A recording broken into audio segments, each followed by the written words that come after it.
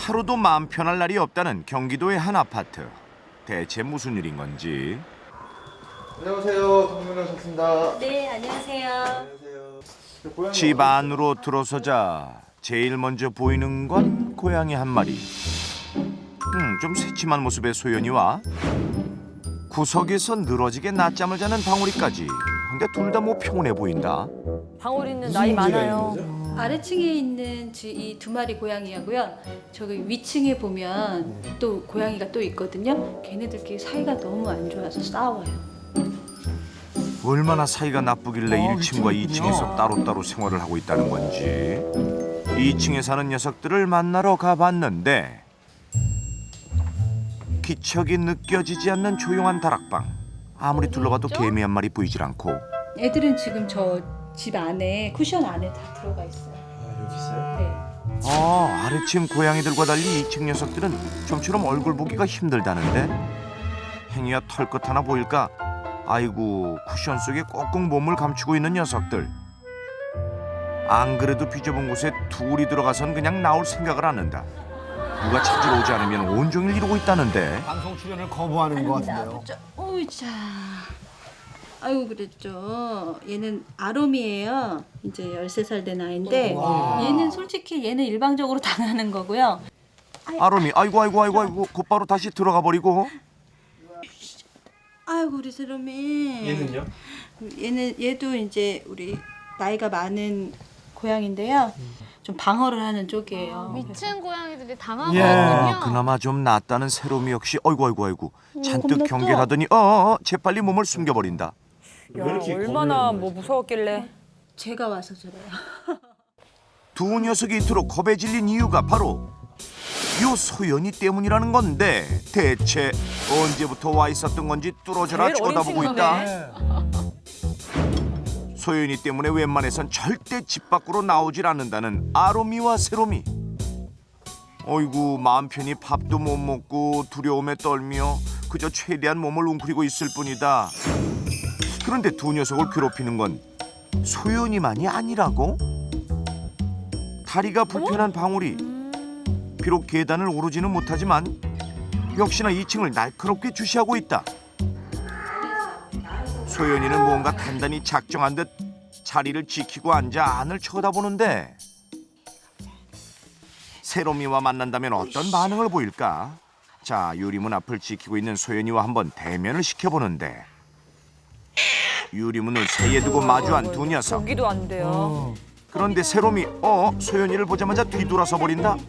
아이고 잔뜩 움츠러든 모습. 아이고.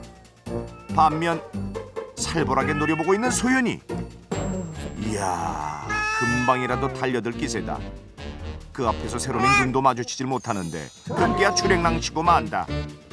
얼굴을 맞대고 있는 것만으로도 겁이 났는지 아이고, 세롬이 녀석 갑자기 운다. 아유, 소리도 내지 못하고 그저 눈물만 뚝뚝 흘리고 있는 녀석. 아이고 딱해라. 똥 같은 눈물을. 아주 몸까지 들썩이면서 서럽고 슬프게 운다. 정말 세롬이에게 소연이는 두려움의 대상이 분명한 것 같은데. 주인이 다독여주자 그나마 조금씩 안정을 찾는 세롬이. 근데 날이 저물면 문제는 더 커진다고. 저희 애기 아빠가 이게 그 털 알러지가 애들 털 알러지가 되게 심해요. 그래서 애들하고 같이 지낼 수가 없고 어쩔 수 없이 얘네는 올라가야 됩니다. 어떻게 해요? 밤이 매일 저녁 무섭겠어요. 그 공포의 시간은 오늘도 어김없이 다가오고 있어.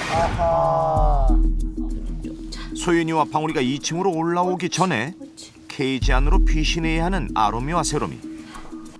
다음 날 아침까지는 어쩔 수 없이 이 안에서 지내야만 한다.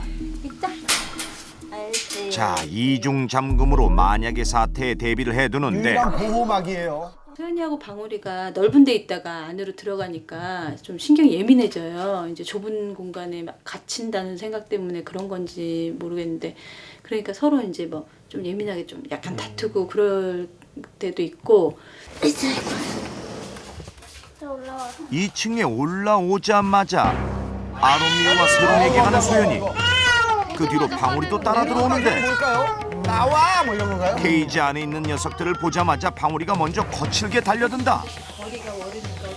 왜 그러죠? 이 시간만을 기다린 것인지 막무가내로 공격을 시작하는 모습. 저러면 잠도 못 자죠. 팽팽한 긴장감이 흐르는 가운데 이젠 아예 구역을 나눠 아래는 방울이가 케이지 위는 소연이가 너무 맡았다. 무서워요. 위아래서 두 녀석이 협공을 하자 도망도 못 가고 잔뜩 겁에 질린 세롬이 스트레스 받겠어요. 그때 궁지에 몰리자 두려움에 떨던 세롬이도 맞서기 시작했다. 이를 악물고 펀치를 날리는 듯한데 어이구 벼랑 끝에 몰린 자신과 아롬이를 지키기 위해 안간힘을 다하고 있었다. 진정시켜주려는 손길조차 경계하는 녀석. 아이고 이대로는 밤새 한숨도 못 잘 것이 분명한 만큼 이게 남편분 때문에 위로 밤마다 올라와야 이렇게 되는 케이지 주변을 빈틈없이 가려줘야 한다고. 하지만 이렇게 가려두어도 녀석들 아직도 케이지 주위를 맴돌고 있다. 그렇게 불안하기만 한 밤. 시간은 계속 흘러가고 케이지 안을 의식하는 것인지 주변을 서성이는 방울이와 소연이 잠도 안 자나 봐요. 아이고 기어 이불 속으로 파고 들어가 아롬이와 세롬이의 머리 위로 올라갔다. 그리고 조용히 녀석들의 행동을 주시하고 있는데 공포 스릴러 영화인데요. 네, 너무 무서워요. 긴장 속에 날카로워진 세롬이. 그때 방울이도 행동을 개시했다. 병풍 틈으로 들어와서는 겁에 질려 있는 세롬이를 공격하기 시작한다. 여전히 공격적인 모습인데 세롬인 잠시도 긴장을 늦출 수 없다. 아이고. 아예 그 앞에 떡하니 자리를 잡고 싸늘한 눈빛으로 지켜보고 있는 녀석들. 살벌하기만 한 밤, 그 긴 시간을 세롬이는 그렇게 버티며 날이 밝기만을 기다리고 있었다. 드디어 다음 날, 밤새 공격성을 보이던 소연이가 이제야 잠이 들었다. 피곤해. 방울이도 피곤한 모습. 방울이는 보호소에 이제 8년을 살았대요. 보호소에서 지낼 때 다른 애들하고 너무 잘 지냈어요. 그래서 저도 이제 잘 지낼 거라고 믿고 이게 데리고 왔는데 사고로 다리가 불편한 방울이를 입양한 아주머니. 아롬이 세롬이와 잘 지내주길 바랐지만 처음부터 삐걱거렸다고. 하지만 뒤늦게 들어온 소연이와는 곧장 친해졌고 그 후 2대2 편이 갈린 것인데 늘 방울이와 소연이는 싸움을 걸고 아롬이와 세롬이는 당하고 산다는 것. 뭐 특별한 이유도 없네요. 전형적인 패싸움이에요. 잘 놀다가도 심심하면 한 번씩 2층에 올라가는 소연이. 아롬이와 세롬이를 감시하는 것이 습관이 된 것인지 틈만 나면 급한 일이 있는 것처럼 2층으로 간다는데 보이지도 않는 두 녀석을 줄곧 감시하고 있다. 억지로 데리고 내려오지 않으면 온종일이라도 이러고 있을 기세니. 자, 먹을 것으로 녀석의 관심을 돌려주려는 주인 아주머니.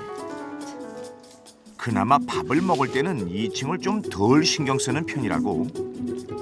소윤이와 방울이가 밥을 먹는 그 시각 2층에서는 세롬이가 조심스레 바깥쪽으로 걸어 나온다. 어두운 쿠션 속에 갇혀 있는 것이 답답했는지 슬그머니 나와 문 밖을 살펴보는데 구석에 꼭꼭 숨어있던 아롬이도 밖이 조용해지자 제 발로 조심스럽게 나왔다. 창밖을 지키는 소연이가 안 보이니 한숨 돌리고 잠시나마 여유로운 모습.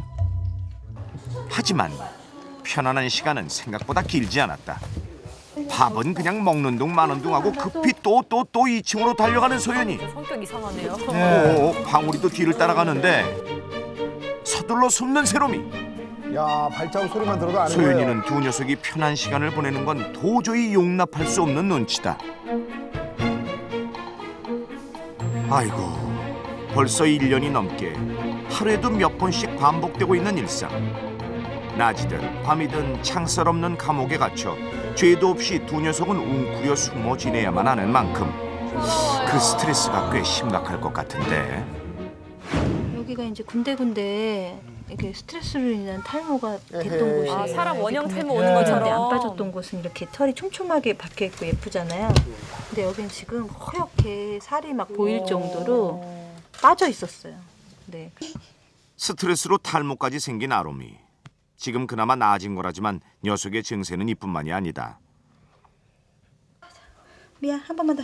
입 안에 생긴 염증 때문에 매일 힘들게 약까지 먹고 있었는데 심한 염증으로 입안이 그냥 다 허옇게 헐어버렸다. 호시탐탐 2층 고양이들을 노리는 방울이와 소연이. 그런 녀석들을 피해 은둔 생활을 해야만 하는 아로미와 세로미. 더 이상 갈등의 골이 깊어지지 않도록 문제 해결을 위해 전문가들을 모셨다. 방울이와 소연이가 이렇게까지 공격적인 이유가 무엇인지 얘가 녀석들의 생활 공간을 살펴보며 그 원인을 분석해 보는데 그 공간에 쓰고 대체 있는 이유가 데가 뭘까요? 밥주로 올라오고 나중에 들어오게 된 방울이와 소연이 같은 경우는 이제 야생 생활을 하다가 이렇게 집에 자신의 영역이 생겼는데 과거의 기억으로 인해서 자신의 영역을 다시 빼앗길지도 모른다는 불안감도 공격성의 원인이 될 수도 있다고. 아하, 길거리 생활을 했던 방울이와 소연이는 생활 공간에 집착한다는 것 때문에 공격적인 성향을 보일 수밖에 없다는데. 자, 일단 두 녀석의 마음을 음악으로 안정시켜주는 것이 필요하다.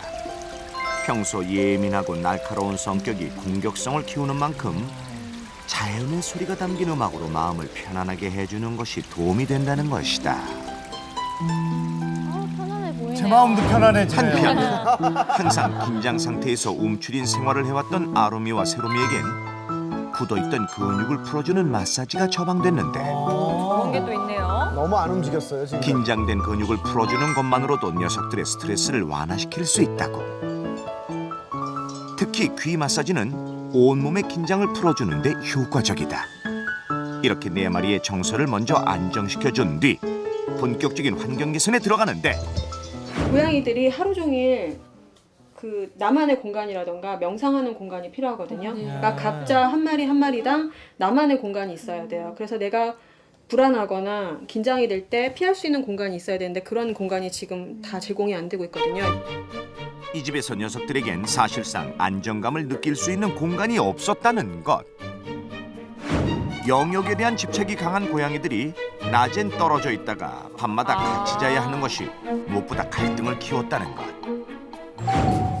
문제 해결을 위해 네 마리 모두 각자 쉴 수 있는 집이 필요하다. 이때 서로의 간격을 최대한 유지시켜주는 것이 관건. 모든 녀석들이 자신만의 공간을 가질 수 있도록 모서리마다 집을 만들어 주었다. 좁은 공간을 최대한 활용한 네 마리의 집. 여기서 다리에 장애가 있는 방울이는 조금 더 배려를 해주기로 했다. 그래서 준비한 방울이용 캣타워. 높은 곳에 오를 수 없었던 스트레스를 풀어주기 위해 마련한 특별한 공간이다. 자, 이제 새로운 공간의 녀석들이 적응할 일만 남았는데 아이들 특성에 따라서 다르고 환경이나 보호자분이 어떻게 대처하시냐에 따라서 또 달라지기 때문에 1개월, 2개월 정도면 달라지시는 게 보이시거든요. 며칠 후. 자, 그동안 조금 달라졌다는 소연이. 시도 때도 없이 아로미와 세로미를 괴롭혔던 녀석이지만 조심스레 아로미와 마주하게 시도해봤다. 그러자 잠시 머뭇거리는가 싶더니 점점 관심을 보인다. 서로의 냄새를 맡으며 차츰차츰 가까워지는 모습인데 어떻게 이럴 수가 며칠 있어? 전까진 상상도 못했던 일. 진짜 신기하네. 이대로라면 희망적이다. 처음이네요. 우리 아로미하고 소연이하고 잠깐이라도 이렇게 코를 맞대고 있는 적이 그건 상상도 할 수 없는 일이었는데 잠깐이라도 이제 차차차차 나아지지 않을까요? 한 지붕 아래서 살벌한 동거를 해왔던 네 마리의 고양이. 그간 힘든 시간도 있었습니다. 하지만 비온 뒤에 땅이 더 굳어진다고 언젠간 녀석들 세상에 둘도 없는 친구가 돼 서로를 바라볼 날이 올 수 있겠죠.